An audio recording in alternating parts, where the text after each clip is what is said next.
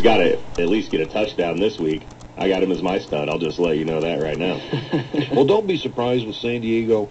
Patrick Creighton seems like he's the only completely healthy receiver they have.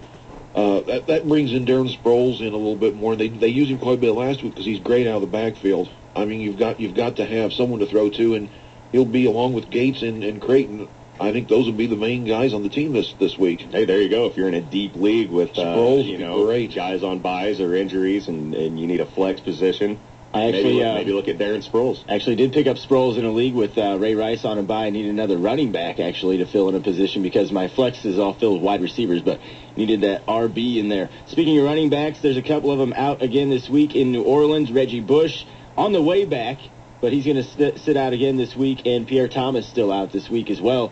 This Thomas situation. Mr. Ivory, though, didn't do a whole lot last week. What's he going to do this week against a very good Steelers defense? Well, the way they're doing it in New Orleans now, because I have Pierre Thomas as my starter in one of my leagues, and I have, I went and grabbed Ivory and Liddell Betts just in case, just to see who would win out. But what's happening is Ivory's getting the carries, and Betts is in there for the passing, so it's like, if they don't get anything going on the ground, and it's the Saints, they're a passing team. So if they don't get anything going on the ground, then Ivory is basically a worthless play. And the problem is also, Eric, San Diego is falling behind early.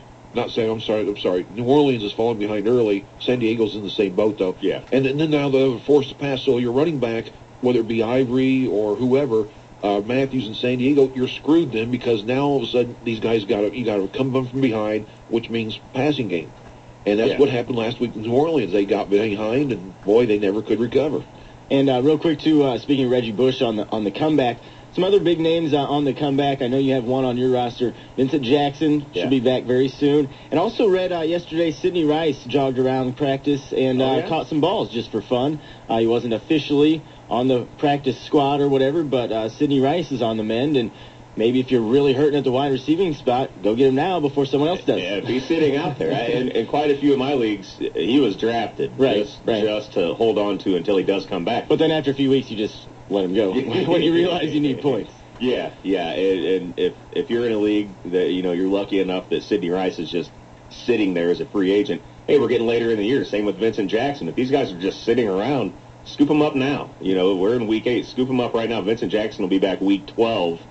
Which means that, Colt game. Yeah, the closer we get, the less your chances are of being able to get him on your team. So go get him right now. True that. I mean, playoffs start week 13, 14. Yeah. So he might be a nice addition to have your might be too late, but yeah, definitely a great addition for some other teams. 529-1450 is the phone number, 529-1450. Take a quick break.